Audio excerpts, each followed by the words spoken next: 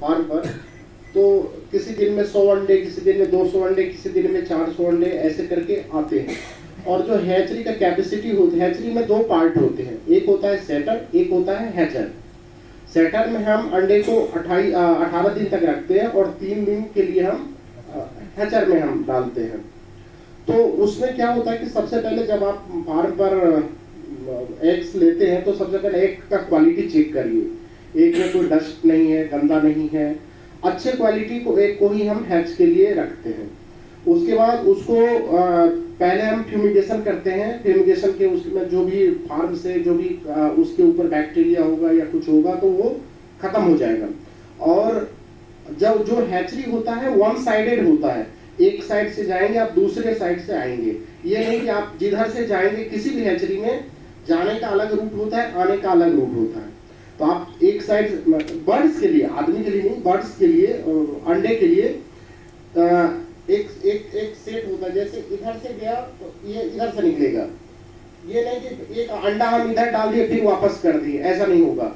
तो पहले जाकर पहले फ्यूमिगेशन करते हैं, फ्यूमिगेशन के बाद फिर हम उसको कोल्ड स्टोर में डालते हैं, ठंडे जगह पर उसको डालते हैं, कोल्ड रूम में। उसमें लगभग 14 to 15 डिग्री टेम्परेचर हम पर मेंटेन करते हैं। और कोशिश ये रहती है कि 10 दिन के अंदर उसको हम सेटर में डाल दें। उससे ज़्यादा रखेंगे तो फिर धीरे धीरे क्वालिटी खत्म हो जाती है। उसके बाद उसको हम सेटर में डालते हैं। सेटर में डिपेंडिंग अपॉन किस स्टेज में 95 डिग्री टेम्परेचर और ह्यूमिडिटी वो दोनों सेट करते हैं। ऑटोमेटिक होता है, आपको कुछ नहीं करना है, आजकल सारे ऑटोमेटिक सेटर आते हैं, वो करना है। 18 दिन के बाद आपको सेटर से निकालना है, कैंडलिंग करना है, वो देखना है कि अंडा फर्टाइल है या नहीं है, आपको पता चल जाएगा। उसमें एम्ब्रियो ले जाएंगे आप तो पता चल जाएगा कि एम्ब्रियो उसमें बना है कि नहीं बना है। जिसमें बना है उसको हम आगे हैचर में डालेंगे, जिसमें नहीं बना है उसको हम डिस्कार्ड करेंगे, ये करना है। उसके बाद हम 3 दिन के लिए फिर हम हैचर में डालेंगे, और हैचर में डालने के बाद फिर आप 3 दिन के बाद आप उसको अच्छी आपको मिलेगा। मिलते ही जो वैक्सीनेशन है आपके हिसाब से जो जो लगता है वो आपको वहीं पर करना है। तो ये कुल मिलाकर प्रोसेस होता है।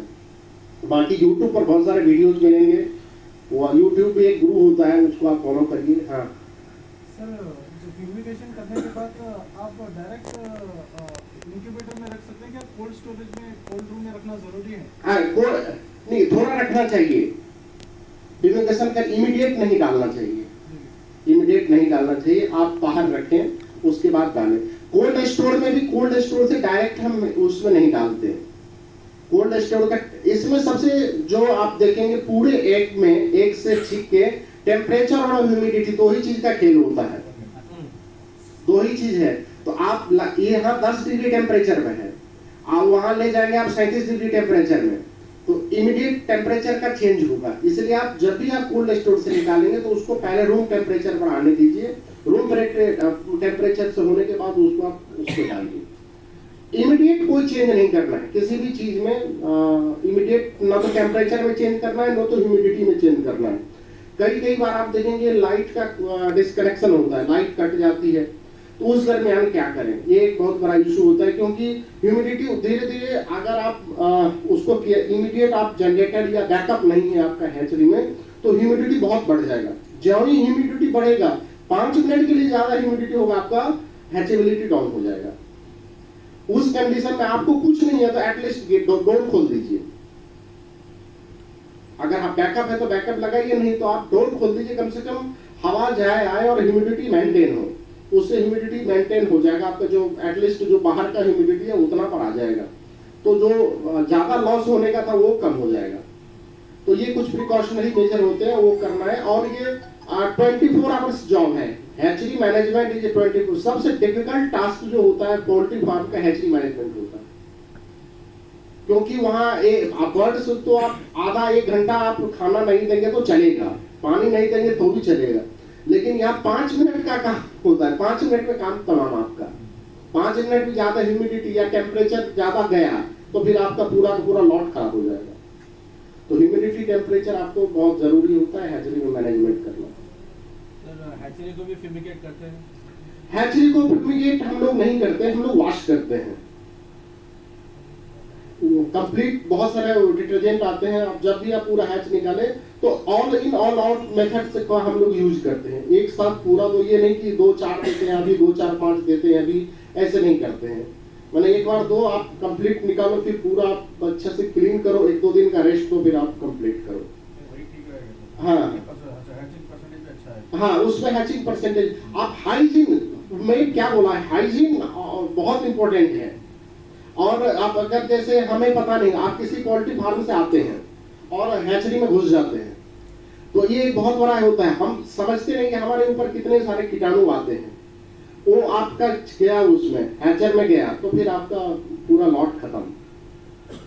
और उसमें बचाने का कोई लार्ज एनिमल नहीं कि आप 1-2 एनिमल को ट्रीटमेंट करके बचा, उसमें गया तो सभी गया, बचा तो सभी बचा। सर आजकल एक इंटरनेट पे वीडियो वायरल हो रहा है जहाँ पे जो है ना साउंड वाइब्रेशन टेक्नोलॉजी से एग का जेंडर चेंज करने की बात हो रही है, स्पेशली वो इंडस्ट्री के लिए। यूएस में है, देखिए यूएस में चल रहा है वो। ऐसा होता है कि हम लोग पढ़े हैं कि जो सेक्स डिटर्मिनेशन होता है वो एम्ब्रियो लेवल पर ही हो जाता है। एक को पता है कि एक में क्या है, मेल है कि फीमेल है, ठीक है ना।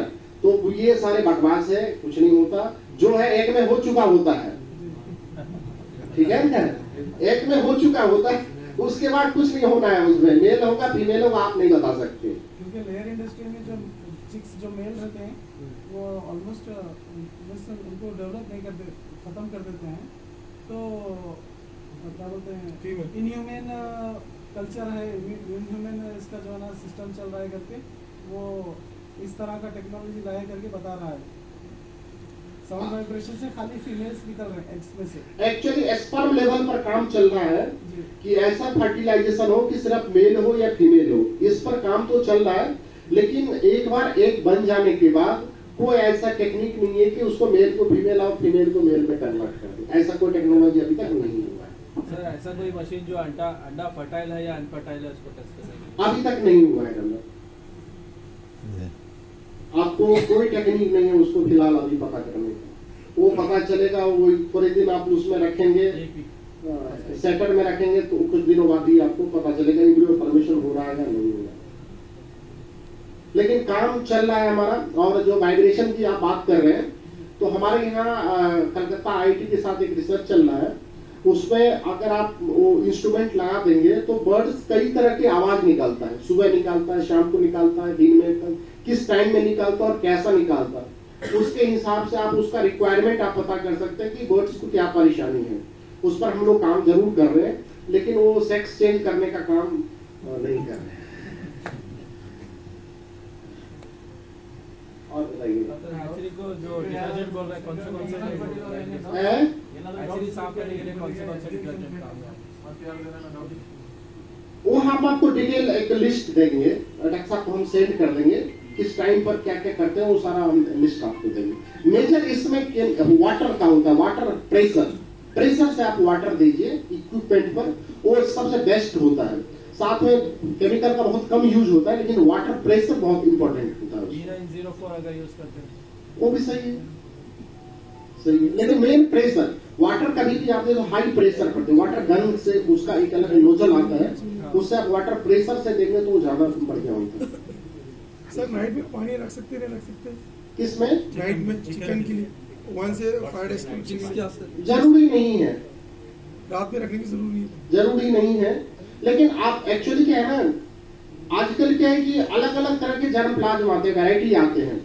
आप उस जिसका आपने बर्ड्स लिया है उसके रिकमेंडेशन को आप फॉलो करिए। सब बर्ड्स का अलग अलग रिक्वायरमेंट होता है, तो आप वो लिस्ट देगा आपको क्या क्या उसका रिक्वायरमेंट है, उस हिसाब से आप फॉलो करेंगे तो बेस्ट होगा उसके रिक्वायरमेंट। फ्री रेंज में पालना प्रॉफिट है या शेड के अंदर पालना प्रॉफिट है? फ्री रेंज में चला आप कुछ नहीं देते हैं जी, जो भी मिलेगा आपको फायदा है, ठीक है। आप कुछ नहीं देते, जो भी मिलेगा आपको फायदा है, तो फायदा ही फायदा है। बर्ड्स रखेंगे तो फीड भी उनको देना पड़ेगा ना फ्री रेंज। फ्री रेंज में क्या होता है कि दिन भर ग्रेजिंग करता है, दिन भर ग्रेजिंग करने से उसका प्रोटीन का रिक्वायरमेंट पूरा होता है, एनर्जी का रिक्वायरमेंट नहीं होता पूरा। शाम को हम कहते हैं कि अगर आप फ्री रेंज में हो, देसी बर्ड हो, शाम को आप 20 से 30 ग्राम आपके पास ग्रेज जो घर में अवेलेबल है, राइस हो, व्हीट हो, कुछ भी आप उसको दे दो, तो फिर वो मीट आउट हो जाता है सारा चीज। बस इतना ही देना है आपको, ज्यादा नहीं देना है। ये नहीं कि पूरा दिन हम ये दे। किचन वेस्ट इवन आपका जो घर का खाना है जो बचा हुआ, इवन आप उसे भी दे दे तो उसको एनर्जी चाहिए, उसको कुल मिला के चावल से या गेहूं से एनर्जी सोर्स चाहिए, प्रोटीन सोर्स वो पूरा कर लेता है बाहर से। सर अगर जो रात का खाना बासी सुबह में उनको देंगे तो खराब नहीं होना चाहिए। नहीं, खराब अच्छा होगा। अच्छा वाला खराब होगा तो आप, वो भी जीव है ना, उसको भी इन्फेक्शन हो सकता है। खराब नहीं होना चाहिए, मतलब बदबू वगैरह। हम जो देखो कुल मिलाकर के है ना, वो भी एक लाइफ है, हम भी एक लाइफ है। हम जो चीज नहीं खा सकते उसको कैसे खिला सकते, उसको भी इन्फेक्शन होगा ना, उसको भी पेट में प्रॉब्लम हो सकता है, बहुत सारे बैक्टीरिया होता है। हमारा इतना बड़ा पेट है, उतना कैपेसिटी है, फिर हमें हो जाए, उसका तो बहुत छोटा सा पेट होता है, 100 ग्राम में उसका काम हो जाता है। सर पत्थर डालते हैं, पत्थर छोटे छोटे पत्थर डालते हैं, रेती डालते हैं लोग। पत्थर का 2 काम होता है। एक तो कैल्शियम का बहुत अच्छा 30%, 25%, 30%, 35% तक उसमें कैल्शियम होता है, तो वो पूरा कर देता है। दूसरा क्या होता है कि जो हमारे पास दांत होते हैं, उसके पास दांत नहीं होते, तो वो पत्थर ग्राइंडिंग का काम भी करता है, उसमें खाना को पचाने का भी काम करता है, प्लस उसका दोनों 2 तरह का उसमें होता है। तो पत्थर अगर आप जो नॉर्मल ग्रेजिंग पर है तो वो अपने आप पत्थर पिक करके स्टोर कर लेता है। लेकिन जो हमारे पास इसमें सेट में रहते हैं, तो जो आप फीड लेंगे ना, तो फीड कंपनी ऑलरेडी वो मिक्स करके देती है, अलग से आपको डालने की जरूरत नहीं होगी। सर अगर देसी फार्म है समझिए स्मॉल स्केल पे, और हमको उसका पॉपुलेशन बढ़ाना है, तो चिक्स लेके आमतौर पे जो ना फीमेल चिक्स को रोक लेते हैं और मेल्स को सेल कर देते हैं, लेकिन चिक लेवल पे पता नहीं चलता है कि मेल है कि फीमेल है। ऐसा कोई सिस्टम है जो 1 मंथ बिलो 1 मंथ चिक का जेंडर रिवील कर सके? हाँ, वो डे 1 पर आप हमारे यहाँ से चिक लेके हम आपको सेक्सिंग करके दे देंगे। अच्छे आप हैचरी से लेंगे ना, तो डे 1 में सेक्स करके पता करके दे देसी देंगे। ब्रीड में भी पॉसिबल है? हाँ, हम लोग करते हैं, हमारे पास देसी ब्रीड है, तो हम लोग डे 1 में सेक्सिंग कर देते हैं। ऐसे कुछ वीडियो वगैरह कुछ है? उसका जो वेंट होता है ना, जहाँ से उसका पैखाना पेशाब आता है, वहाँ कुछ चीज होते हैं, आपको ट्रेनिंग लेनी पड़ेगी। आप चाहे तो उनसे पूछिएगा, आपको ट्रेनिंग में बताएंगे। वहाँ कुछ इशू होता है कि उसे देखकर आप पता कर सकते हैं, लेकिन एक्सपीरियंस चाहिए, यानी कि 1-2 दिन में लगेगा, आपको टाइम लगेगा, महीने 2 महीना आप प्रैक्टिस करेंगे तब जाकर आपको हो जाएगा। नहीं, वो इससे विंग से भी पता कर सकते हैं ना, वही मैं कह रहा हूँ, हाँ। वही पर से उससे पता चलता है। विंग्स से जियोडेटा नहीं पता चलेगा। हाँ 2-3 दिन के बाद नहीं, हाँ, वो नहीं ऐसा थोड़ा कर्विंग ऐसा आता है तो कुछ नहीं, हाँ। कुछ नहीं। हाँ। आपका आप जो एडल्ट होता जाएगा ना, जी। कलर पूरा चेंज हो जाता है उसका। हाँ होना है तो आप कैसे पता करें, मेल हो फीमेल हो, सबका कलर। लार्ज स्केल पर देसी का ये करने पर मार्केट की तरह सब ज्यादा मार्केट को आप पता करो हमको। है क्या? हैं? यहाँ पर देखो, यहाँ हाँ नहीं, ये सही सवाल किया, आप लोग हंस रहे हैं, जी, सवाल इसने सही किया। देखो, मीट खाने वाले 2 तरह के लोग होते हैं, जी, एक वो जो रेगुलर खाते हैं, एक वो जो कभी कभार खाते हैं। जो रेगुलर खाते हैं वो हायर प्राइस की चीज को नहीं अफोर्ड करते। जैसे हमारा हैदराबाद या पूरे तेलंगाना में लोग, इंडिया का एक मात्र स्टेट है जहाँ के 100% लोग नॉन वेजिटेरियन है। यहाँ ऑलमोस्ट एवरीडे सबके घर में चिकन मटन कुछ ना कुछ बनता है, पूरे तेलंगाना के आसपास में बता रहा हूँ। अब वहाँ वो 600 रुपए किलो नहीं खाएगा, उसको डेली चाहिए, डेली 600 रुपए नहीं खाएगा, वो 150 रुपए 200 रुपए मिल जाता है तो वो खाएगा ना वो।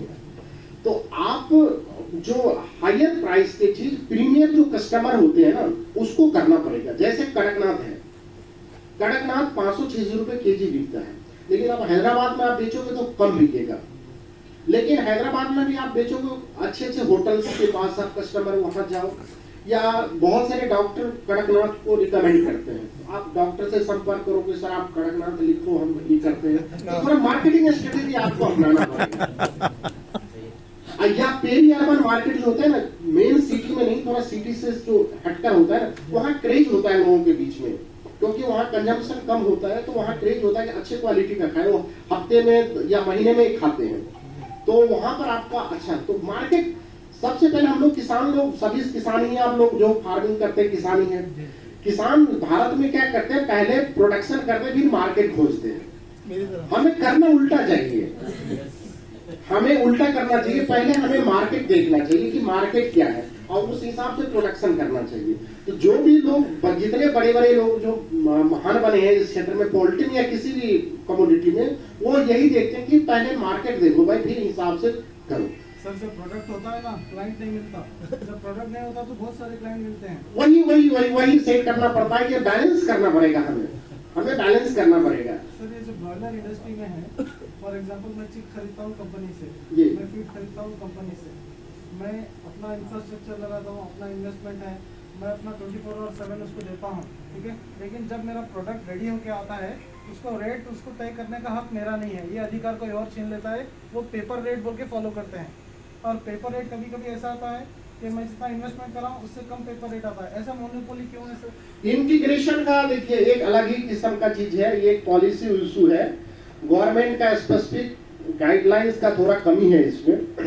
हम लोगों ने कई बार अप्रोच किया कई लेवल पर, और कई सारे आपके जो एसोसिएशन है, पोल्ट्री फार्मर के एसोसिएशन, वो भी कई कर रहे हैं, लेकिन ये तो पॉलिसी इशू है। हम लोग तो अलग रिसर्च वाले हैं, हमारा इससे डायरेक्ट। अगर पेपर रेट नहीं होता है ना, वैसा करना पड़ेगा। हाँ नहीं सर, अगर पेपर रेट नहीं होता है ना, तो एटलीस्ट हम थोड़ा बहुत मार्जिन रख के 100% प्रॉफिट कमा सकते हैं उसमें से। लेकिन पेपर रेट की वजह से बहुत कम प्रॉफिट होता है, कभी कभी नुकसान भी हो जाता है। बात तो सही है। अगर वो पेपर रेट नहीं होता है ना, तो डेफिनेटली हम प्रॉफिट आएगा ही तो बेचेंगे, नहीं तो नहीं नहीं, बेचेंगे। बात तो सही है, फार्मर की सुनने वाला कोई नहीं है। बात सही है, पर ये आप गलत प्लेटफॉर्म पर इशू उठा रहे हैं। सर आपके पास जो चिक्स अवेलेबल है सर मार्केट में, यानी कि हमारे को? नहीं, हमारा चिक्स हमारे ही पास अवेलेबल होता है। आप यहाँ से आप ले सकते हैं, इवेंट बुकिंग करा सकते हैं, ठीक है ना। हमारे वेबसाइट पर सारा डिटेल हुआ है, आप बुकिंग करा सकते हैं। हम यहाँ से बाई ट्रेन बाई एयर आपको भेज देंगे आपके नियरेस्ट रेलवे स्टेशन तक, बशर्ते हैदराबाद से डायरेक्ट ट्रेन हो वहाँ तक, तो हम भेज देंगे। आपको जो चार्ज है ट्रेन का और वो देना पड़ेगा। वेबसाइट पर पूरा डिटेल है पूरा। सर ये कौन से ब्रीड में लेना सर?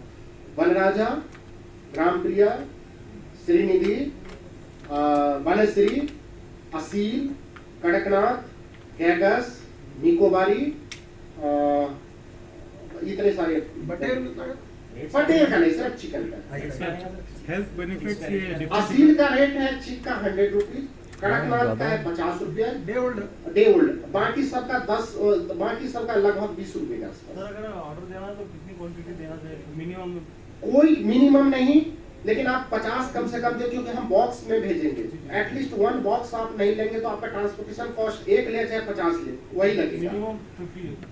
मेरे तरफ से कोई मिनिमम नहीं। हाँ हाँ। आप आके 2-4 भी लेंगे? आप आकर 2-4 भी ले जा सकते हैं, लेकिन जब आप ट्रेन में जाएंगे तो हम बॉक्स में भेजेंगे, तो पूरा बॉक्स का चार्ज लेगा ना वो। अच्छा, मल्टीपल वैरायटीज ले सकते हैं उसमें, हैं? एक बॉक्स में अलग अलग डिफरेंट वैरायटीज के थोड़े। हाँ, ले सकते हैं। हाँ हम 5% एक्स्ट्रा भी देते हैं। जी, जी। जैसे आप 50 लेंगे तो 5 हम उसमें एक्स्ट्रा दे देंगे, 2-3 जी। एक्स्ट्रा दे देते हैं, जी। कोई मॉडलिटी बीच में हो सही जाए। ना हो उसके वजह से। सर डिफरेंट साइट पे मीट फॉर्मुलेशन फार्मूला अवेलेबल है।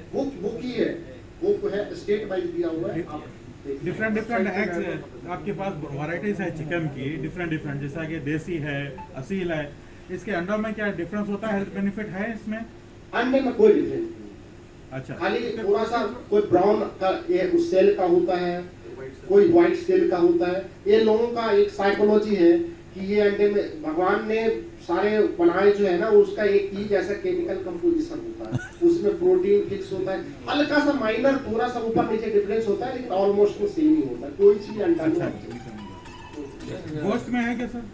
मीट में है फर्क? मीट में तो डिफरेंस होता है, थोड़ा बहुत हेल्थ difference- बेनिफिट भी है इसमें। हाँ, थोड़ा बहुत मीट में डिफरेंस आता ये है। अब मीट में इवन आप क्या खिलाते हैं ना, वो बहुत बड़ा मायने रखता है, और कैसे ग्रोथ करता है। नहीं, जैसे कि मैंने जैसे देसी बर्ड है जो ग्रेजिंग पर रहता है, उसको आप खाएंगे तो उसका टेस्ट अलग आएगा। जो स्लो ग्रोथ करता है, जो फास्ट ग्रोथ करता है, जैसे ब्रॉयलर है, उसका टेस्ट अलग होगा।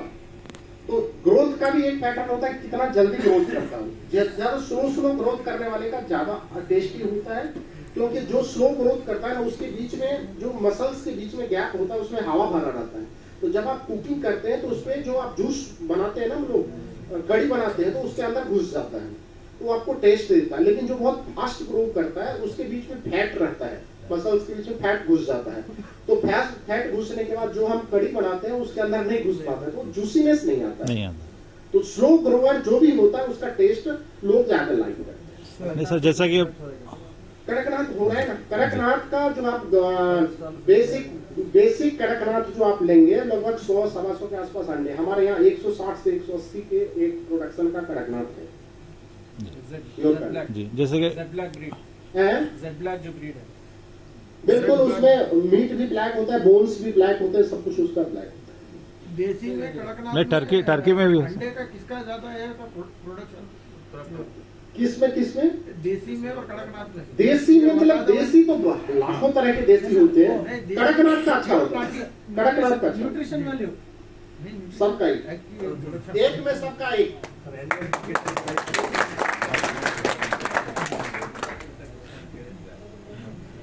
Good morning all of you. Good morning. तो सर का नाम डॉक्टर विजय कुमार बोल के है और यहाँ पर central government central poultry research institute में एक्सटेंशन ऑफिसर बोल के हैं। So I will thank Niranjan sir and Vijay Kumar sir for their kind cooperation and showing me the valuable video and explaining about the different breeds. They can clear the doubts of all our farmers. So sir का मैं और एक बार शुक्रिया अदा करता हूँ। जो अभी आप डाउट्स पूछे वो इशू में उधर हमारे स्टेट गवर्नमेंट में उठाया था, जो मार्केटिंग का इशू है सर, वो थोड़ा डाउट क्लियर कर देता हूँ मैं हमारे फार्मर्स का। ये पॉलिसी मेकर्स हैं सर, ये जो रेड बोले अभी ब्रॉयलर का काम होता है ज्यादा होता है। एक्चुअली कैसा है, पोल्ट्री इंडस्ट्री मैक्सिमम जो है प्राइवेट ओनर्स के हैंड में है, गवर्नमेंट के हैंड में नहीं है।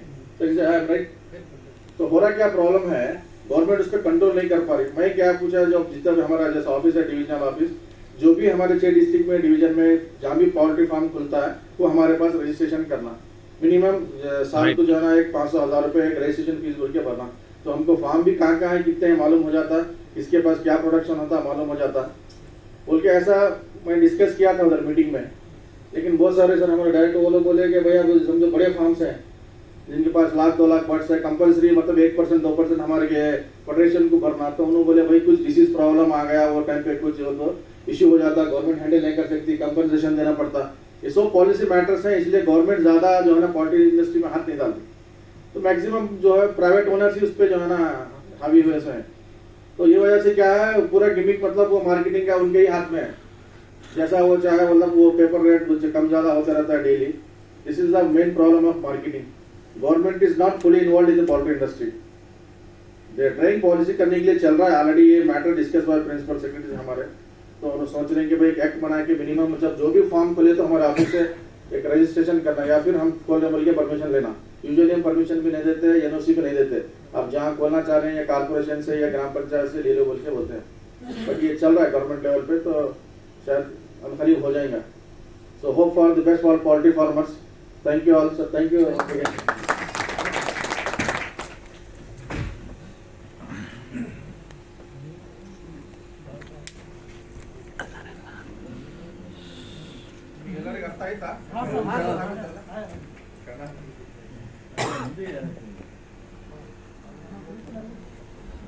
ಸರ್ ಈಗ ಎಲ್ಲರೂ ದಯಮಾಡಿ ಒಂದು ಟೈಮ್ ಇರ್ತದ, ಆ ಟೈಮಿನ ಪ್ರಕಾರ ಈಗ ಎಕ್ಸಿಬಿಷನ್ ಹೋಗಿಸಿಂದ್ರೆ 3 ಗಂಟೆಗೆ ನೋಡ್ಕೊಂಡು ಬರಬೇಕಾಗ್ತದ।